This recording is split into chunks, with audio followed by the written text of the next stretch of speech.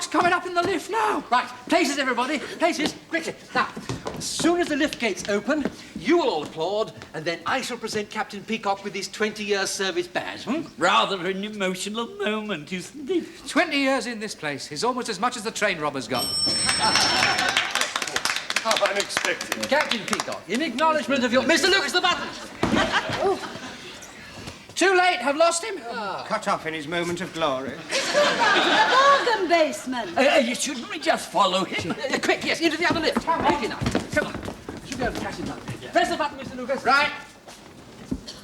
Just a minute, he's coming. The lift's coming up again. He's coming back. They've gone, a stupid lot. May I say that this comes as a great... Where are they? They've gone down to the basement with your medal. Stupid. Just a minute, they're coming back.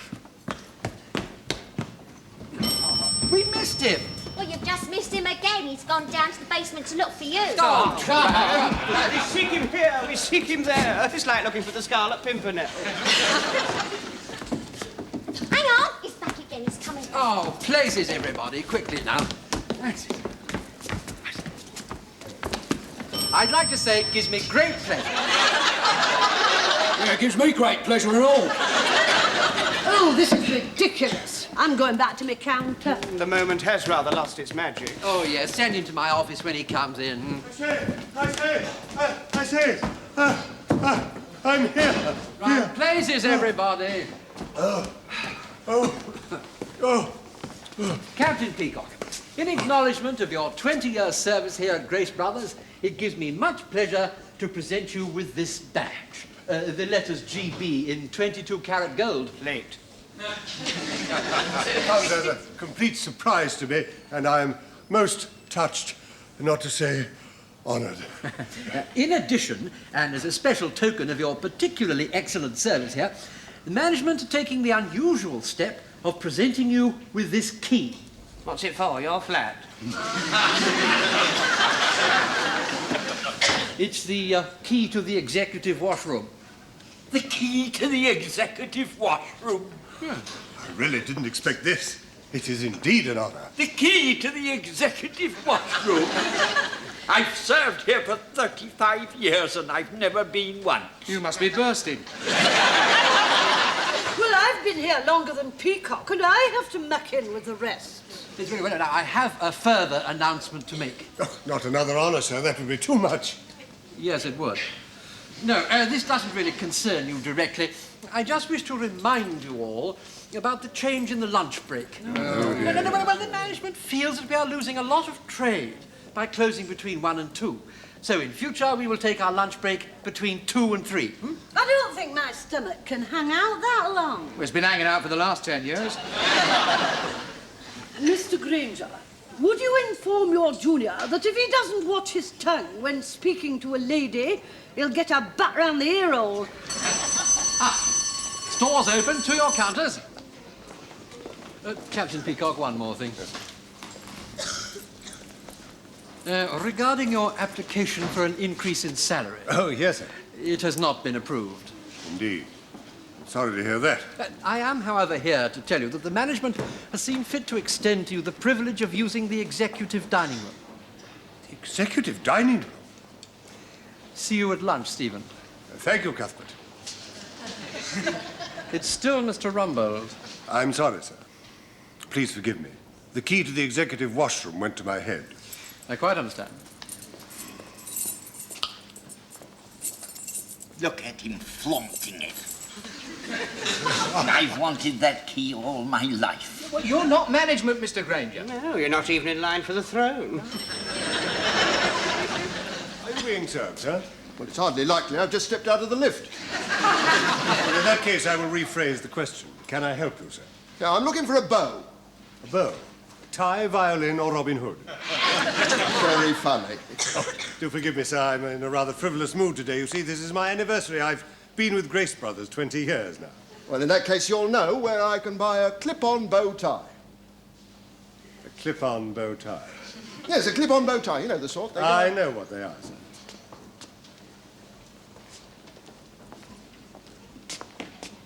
Mr. Grainger, are you free? Yes, I'm free. This gentleman wants a clip-on bow tie. Clip-on bow tie. Clip-on bow tie.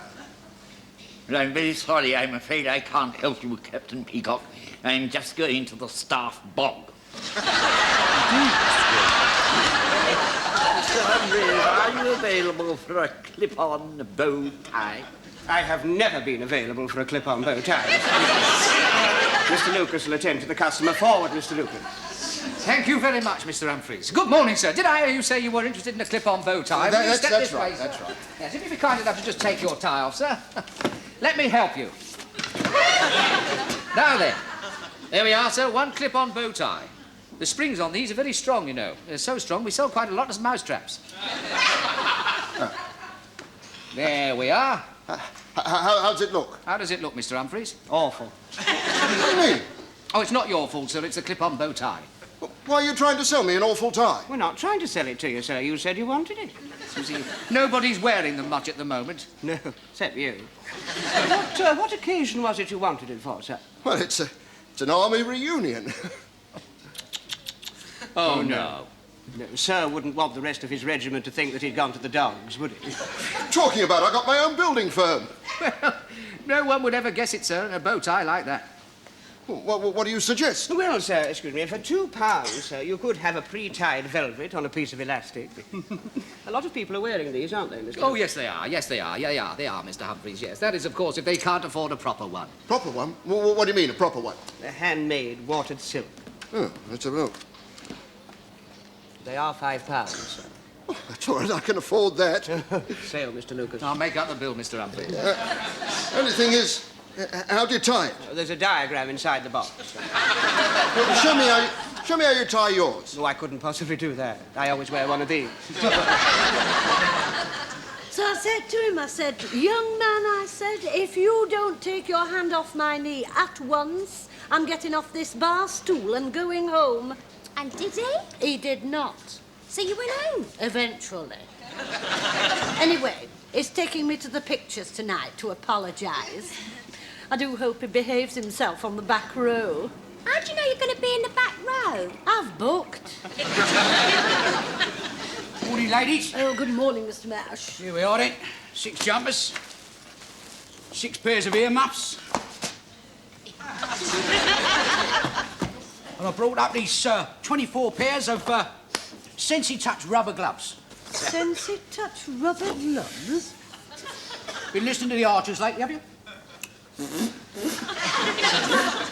Oh, you're as common as muck. They should be in the kitchen department. Yeah, well, they are, but they ordered 1,000 pairs too many, you see. They want to shift them. Oh, I've got a Sensi Touch display model as well. Hey, oh, look at that. Airtight and watertight, guaranteed. But what's it for? Oh, wash your day hands, what you care for so much, can still play the piano with a sensitive touch.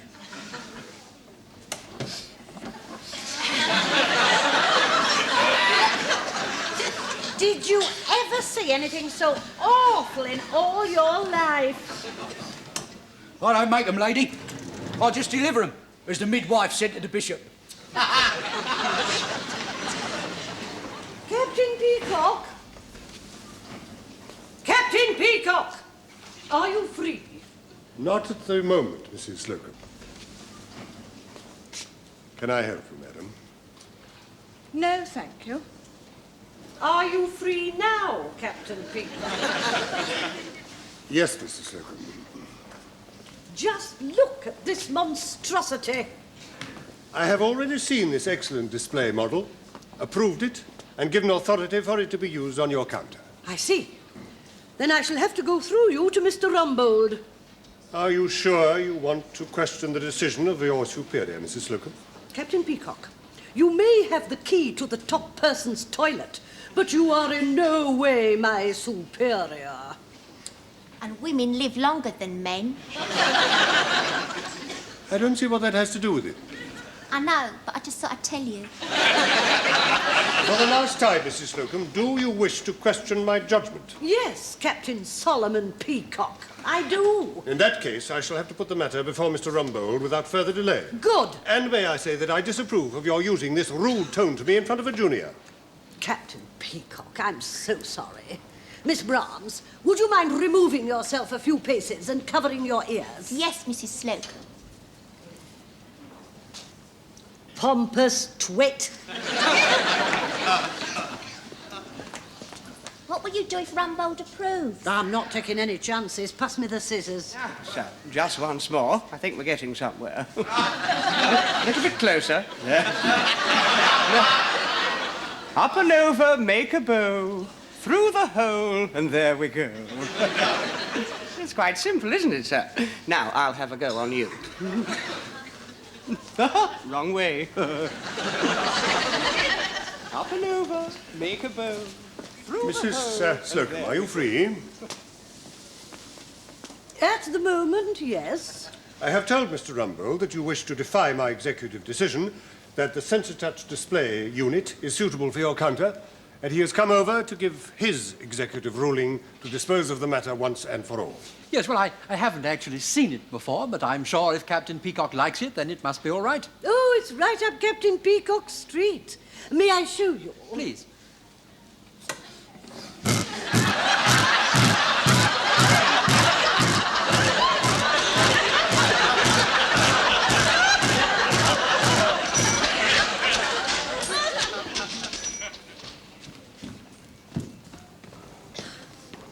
Can I help you, sir? The ladies, please. Lingerie or powder room? I'd hardly be wanting the powder room. Just a little joke, sir. Only just. Mrs. Slocum, May I assist you, sir? Yes, I want to buy a dress. Certainly, sir. About what age group? 40-ish. Oh, the younger middle-age range. Quickly, Miss Brahms. And about what size? It's for me. Hold the rein, Miss Brahms. I beg your pardon, sir. It's for a fancy dress party. Oh, I see. All the men are going as girls, and all the girls are going as men. How amusing. Very gay. Take Miss Brahms. Would Sir raise his arms? There we are.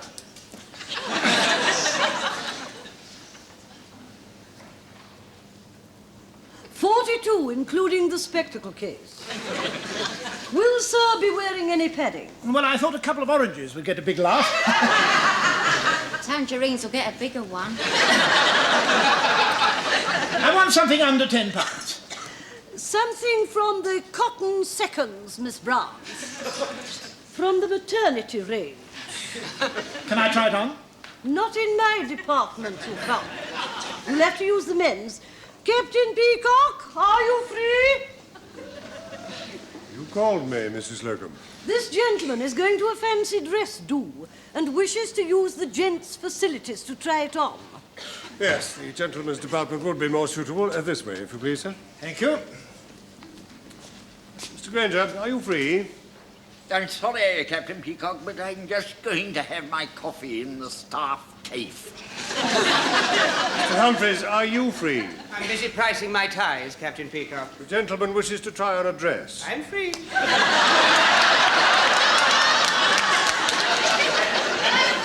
It's for a fancy dress party. Oh, yes, sir, they all say that. Well, they're throwing very nicely, sir. Yes. They're very snug, too. A bit too snug, I'm afraid. I need a larger size in jacket and trousers. Oh, dear. Perhaps I should try something with a bold check. A bold check. I'll hang this up here for you, sir, while you transform yourself. I've got it on. Oh, have you? Oh, good. Yes, I'm afraid we haven't got much in check. Ah, here we are, sir. How about this one? Ah, yes.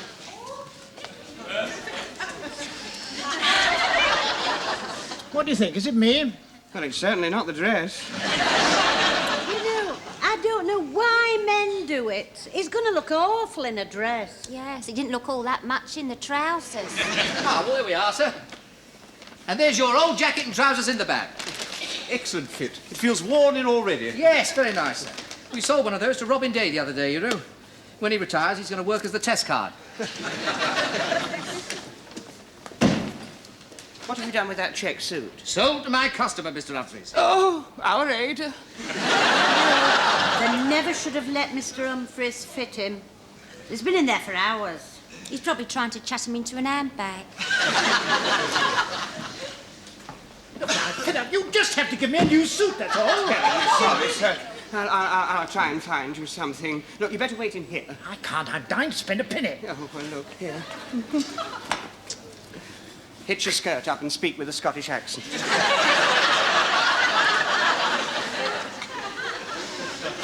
Can I help you, sir or madam, as the case may be? I want the gents. At the top of the stairs. Thanks. You should have used the powder room when I first suggested it.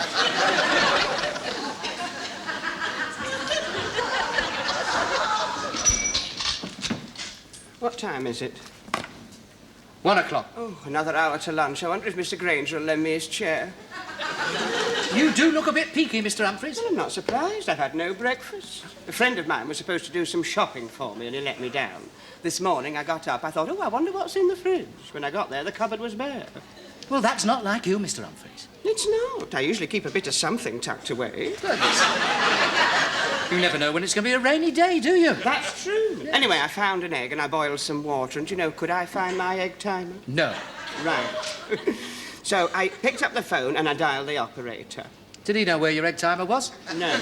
Surprise him. I'll smack your wrists in a minute. Anyway, I said to him, could I have an alarm call, please, at 3 minutes past 8? He said, it's 8 o'clock already. I said, I know that, but I'm boiling an egg. He got quite nasty, but he'd a very nice voice. Anyway, by the time we'd made it up, the water had boiled dry, the egg was like a golf ball, and I had to run for my bus. There must be something in the Factory Act. Delaying our canteen lunch is a contravention of human rights. Eating our canteen lunch is a contravention of human rights. I'm going to phone the factory inspector. I know how he feels. Oh. If my wind gets any worse, I'll have to hoist gale warnings. I can't stand this. I'm going to see if I can organise something. Oh, I'm starving. So am I, but I've taken steps to keep going. Quick, while Peacock's not looking. A coffee percolator. Yep, it'll be perking any minute. Oh, smashing. I could just do with that. Hang on, Peacock's coming. Looking forward to your lunch, ladies. By 2 o'clock, that canteen will seem like the Savoy. Yes, I'm sorry I shan't be joining you there as usual. Oh, going on a diet? Again? No, but not only have I the key to the executive washroom, but from now on I shall be taking my lunch in the executive restaurant. I just thought you'd like to know. Oh, you're Lord Muck now, aren't you? Yes. I'm rather looking forward to it. It'll be very nice to have a choice of wine with one's chicken fricassee. Oh, is that what they call the rissoles up there? I'm doing a rissole right now. When I was in the Western Desert, of course, we were trained to go for long periods without food and water. You learned it from the camels, I suppose. I was just making the point that I'm able to cope with the situation more easily than you are. Don't worry about me. My stomach can hold on as long as yours can. Rommel would have heard that from 10 miles away. Did you phone the factory's inspector? No, I had a change of heart. I've been very well treated at Grace's, and it won't be very long before I retire. I wouldn't like to be branded as a troublemaker. A word in your ear, Ernest. Yes, Captain Peacock. I'm sorry if my elevation to the executive washroom upset you. I could have refused it, but, well, that might be construed as taking a stand against the management. Yes, Captain Peacock. I think you'd be far better off standing with the management. I'm glad you see it that way. Oh, it's only just that I had hoped that one day I should have that key. Well, no hard feelings then, Ernest? Oh, no hard feelings at all. I'd be delighted if you'd have lunch with me today in the canteen. Well, I'm afraid I can't. You see, from now on, I have to take my lunch in the executive dining room. The executive dining room? The executive dining room? Glass of water for Mr. Grainger. I don't want a glass of water. Where's that telephone?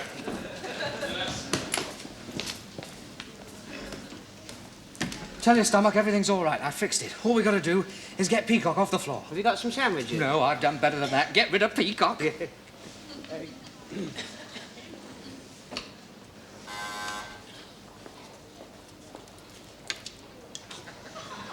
Slocum, ladies. Oh, hello, Mrs. Slocum. It's Miss Williams here, accounts. Could you tell Captain Peacock that one of his figures is in dispute, and we'd like to see him up here immediately? Very well. Captain Peacock, Yes, Mrs. Slocum. you're wanted in accounts. Thank you, Mrs. Slocum. Mr. Humphreys, I'm wanted up in accounts. Are you really, Captain Peacock? Yes, Mr. Humphreys. Would you take over for me while I'm away? Would you like me to take over standing here or walking about? Don't be facetious, Mr. Humphreys. That's a perfectly proper question. And my answer is that I wish you to take over for me as floor walker while I'm away. Very well, Captain Peacock.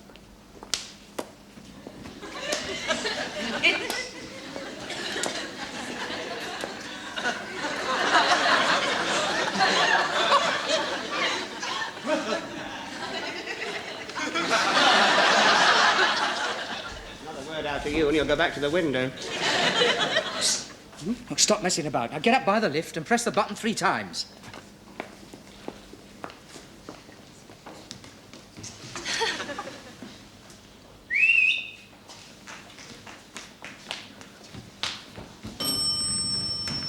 Welcome to Messie's Meals on Wheels. Get your soup off me. Mulligatawny or minestrone, steaming hot or already blown. What a clever act. Come on in. Here we go then. Sorry, second sitting in 10 minutes.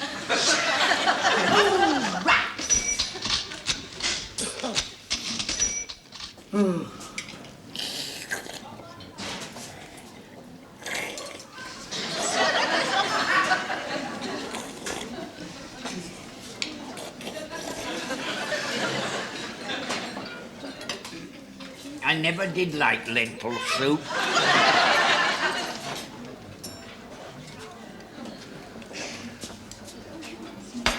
What did you decide on? Shepherd's pie. You always did like adventure. When I went past, the flies were enjoying it. Oh, never mind. Put plenty of that brown sauce on. You won't see their footprints. I'm really going to enjoy this. What did you settle for, then? Melon ball. Unusual. Mr. Grainger, would you take a whiff of this pilchard and give me your opinion? I'd rather not, Mrs. Slocum. It might put me off my rolled mop herring. But I can tell you one thing, Mrs. Slocum, about that pilchard. It's definitely dead. Yes, which is more than be said for that green thing what's walking across your lettuce.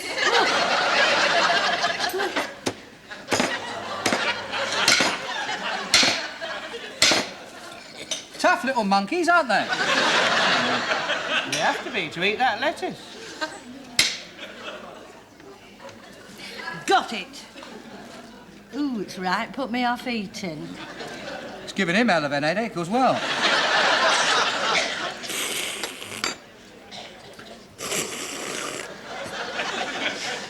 Isn't it disgusting? That's nothing. He always eats his soup like that. If you want something really disgusting, get him some spaghetti. I meant the conditions in the staff canteen are disgusting.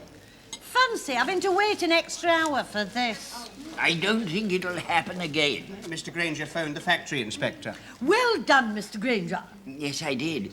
But apparently Captain Peacock had complained earlier about the extra late luncheon. He said that it upset his desert stomach. Yeah, the inspector said they've got no right to make us eat late. Then he took one look at this place and went off to see young Mr. Grace. I shall be interested to hear his report. If he had anything to eat here, it'll be a loud one. I expect they're taking him to the executive dining room. Hello, there goes Rumbold. I bet he doesn't get things crawling about on his lettuce in the executive dining room. They don't care, you know, as long as they're all right. Yeah, it's all right, isn't it?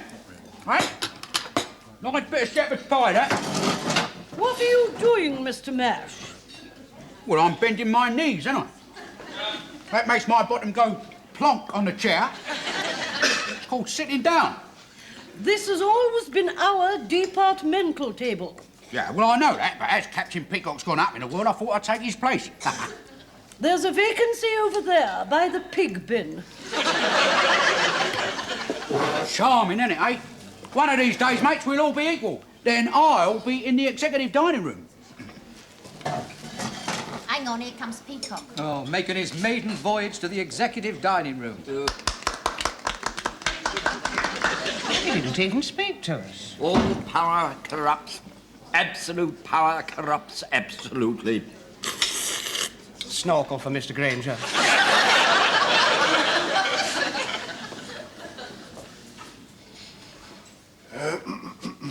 Ah, Peacock, welcome to the club.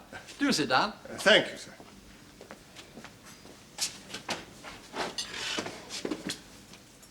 Oh, this is very nice, isn't it? You join me in a glass of wine? Oh, thank you very much, sir. Thank you. That'll be 25 pence. Oh, no, not now. Later will do. Thank you very much. Excuse me, sir. Thank you. Soup du jour, lentil, laurel mop herring, la pilchard salad, et le shepherd's pie. To follow, an après wheat mint.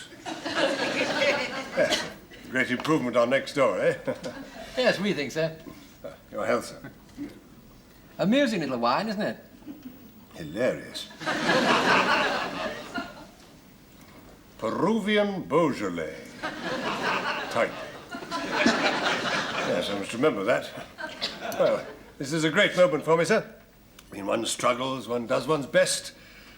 One fails frequently, and occasionally one succeeds. And then finally, after a long journey, one arrives.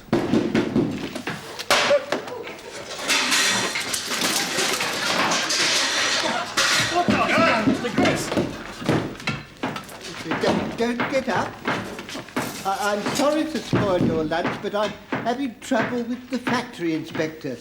Somebody from one of the departments sent for him, and it seems that the canteen is too small for the number of people using it.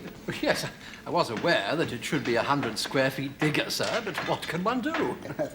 Where there's a will, there's a way. I'm having the whole thing knocked into one.